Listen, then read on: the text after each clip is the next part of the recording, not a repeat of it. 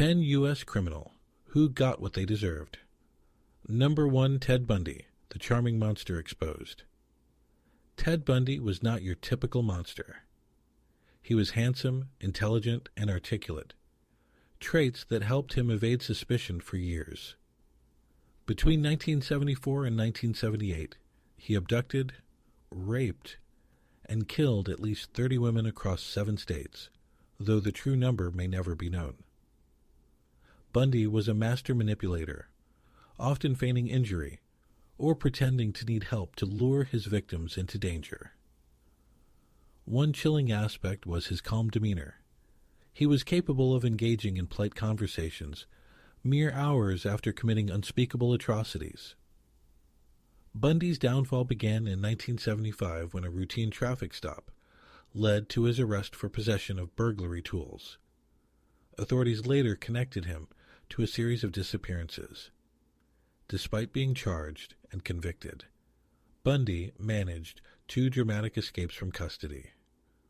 During his second escape, he committed his most brutal attack at Florida State University, where he bludgeoned 2 Chi Omega sorority sisters to death and severely injured 2 others. He later kidnapped and killed 12-year-old Kimberly Leach. The ensuing trial in Florida was a media sensation, with Bundy acting as his own attorney, cross-examining witnesses, and even proposing to his girlfriend during proceedings. In 1989, Bundy was executed by electric chair at Florida State Prison. Crowds gathered outside, cheering and holding signs that read, "Burn Bundy, burn." His execution provided long-awaited closure for the families of his victims, and remains a stark reminder of the evil that can hide behind a charming smile. Number 2, Jeffrey Dahmer, the cannibal in Milwaukee. Jeffrey Dahmer was no ordinary killer. Between 1978 and 1991, he lured 17 young men and boys into his apartment in Milwaukee, where he drugged, tortured, and murdered them. His crimes didn't end there. Dahmer dismembered his victims, kept body parts as trophies, and even practiced cannibalism. What made his story even more horrifying was his ability to blend into society as a seemingly mild-mannered and polite neighbor. Dahmer's reign of terror ended in 1991 when Tracy Edwards, a man he had lured to his apartment, managed to escape and flag down police. Upon entering Dahmer's apartment, authorities found photographs of dismembered bodies, severed heads in the fridge, and human remains scattered throughout the living space. The evidence was so overwhelming that Dahmer confessed to his crimes in chilling detail. In 1992, Dahmer was sentenced to 16 consecutive life terms in prison. He expressed remorse for his actions, but was brutally beaten to death by a fellow inmate in 1994. His death was seen by many as a fitting end for one of America's most twisted killers. Number 3, Larry Nassar, the predator in sports. As a trusted doctor for USA Gymnastics and Michigan State University, Larry Nassar sexually abused hundreds of young female athletes under the guise of medical treatment. His victims included some of the country's most celebrated Olympic gymnasts. What made Nassar's crimes particularly heinous was the betrayal of trust. Parents often sat in the same room, unaware of the abuse occurring before their eyes. Despite complaints spanning decades, Nassar's abuse was largely ignored until investigative journalists and brave survivors, including Ali Reisman and Simone Biles, brought the truth to light. In 2017, police found more than 37,000 images of child pornography on Nassar's computer. During his trial in 2018, over 150 women confronted Nassar in court, recounting their harrowing experiences. Judge Rosemarie Aquilina delivered a powerful statement sentencing him to 175 years in prison, saying, "I just signed your death warrant." Nassar's conviction marked a watershed moment in the fight against sexual abuse in sports. Number 4, Timothy McVeigh, the face of domestic terrorism. On April 19, 1995, McVeigh detonated a truck bomb outside the Alfred P. Murrah Federal Building in Oklahoma City. The explosion killed 168 people, including 19 children, and injured over 600 others. McVeigh, a Gulf War veteran, was driven by anti-government ideology and chose the federal building as a symbol of what he saw as government tyranny. McVeigh was arrested just 90 minutes after the bombing during a routine traffic stop for driving without a license plate. Authorities quickly connected him to the attack, and evidence found in his hotel room linked him to the construction of the bomb. In 1997, McVeigh was convicted of 11 federal offenses and sentenced to death. He was executed by lethal injection in 2001, the first federal execution in the United States in nearly 40 years. His execution was widely seen as justice for the victims of one of the deadliest terrorist attacks in U.S. history. Number 5. Charles Manson, the cult mastermind. In the late 1960s, Manson led a cult known as the Manson family, whose followers committed a series of brutal murders at his behest. The most infamous was the 1969 murder of actress Sharon Tate, who was 8 months pregnant, and 4 others at her home in Los Angeles. The next night, Manson's followers killed Leno and Rosemary LaBianca in a similarly savage attack. Manson's trial captivated the nation. His bizarre behavior, including carving an X into his forehead, and the unwavering loyalty of his followers made headlines. Despite not personally committing the murders, Manson was convicted of first-degree murder due to his role in orchestrating the killings. Originally sentenced to death, Manson's sentence was commuted to life imprisonment when California briefly abolished the death penalty. He died in prison in 2017. His legacy remains one of madness, manipulation, and the chilling power of charismatic evil. Number 6.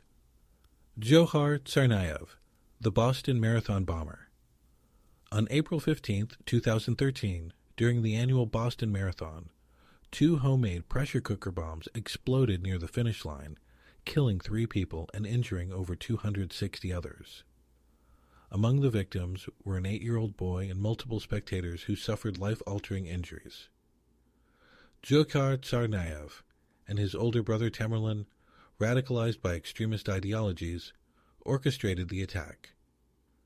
The Tsarnaev brothers fled Boston, leading to a chaotic manhunt that culminated in the death of Tamerlan after a firefight with police.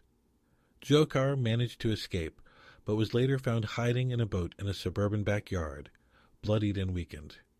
In 2015, Dzhokhar Tsarnaev was convicted of 30 federal charges, including the use of a weapon of mass destruction. He was sentenced to death. His case remains one of the most infamous acts of domestic terrorism in U.S. history. The attack deeply impacted Boston, but also showcased the resilience of its people, earning the slogan, Boston Strong. Number 7. Bernie Madoff, the financial predator. Madoff orchestrated the largest Ponzi scheme in history, defrauding investors of approximately $65 billion. Over the course of decades, he promised high returns, attracting wealthy clients, charities, and pension funds. In reality, he was simply using new investors' money to pay off older ones, maintaining the illusion of success. The 2008 financial crisis triggered Madoff's collapse when investors began withdrawing their funds. He confessed to his sons, who reported him to federal authorities. His arrest shocked Wall Street and devastated countless lives. In 2009, Madoff was sentenced to 150 years in prison. The scale of his betrayal made him one of the most reviled figures in financial history. His death in 2021 marked the end of a dark chapter, but for many victims, the scars remain. Number 8. Richard Ramirez, the Night Stalker. From 1984 to 1985, Richard Ramirez terrorized California, breaking into homes and committing brutal murders, sexual assaults, and robberies. His victims ranged from young children to elderly couples. He showed no pattern, which made his crimes even more terrifying. Anyone could be his next target. Ramirez was finally identified when a fingerprint from one of the crime scenes matched his records. His capture was dramatic. He was recognized by a group of citizens in East Los Angeles, who chased and beat him until police arrived. In 1989, Ramirez was convicted of 13 murders and sentenced to death. He remained on death row until his death from cancer in 2013. His case became a textbook example of pure evil, and the terror he instilled is still remembered. Number 9. John Wayne Gacy, the Killer Clown. John Wayne Gacy seemed like a model citizen, a businessman who performed at children's parties as Pogo the Clown, but beneath the cheerful facade was a monster who lured young men and boys to his home, where he sexually assaulted, tortured, and murdered them. Gacy buried 26 of his 33 known victims in the crawlspace of his house. Gacy's reign of terror ended in 1978, when police investigating the disappearance of a teenage boy discovered the horrifying truth beneath his home.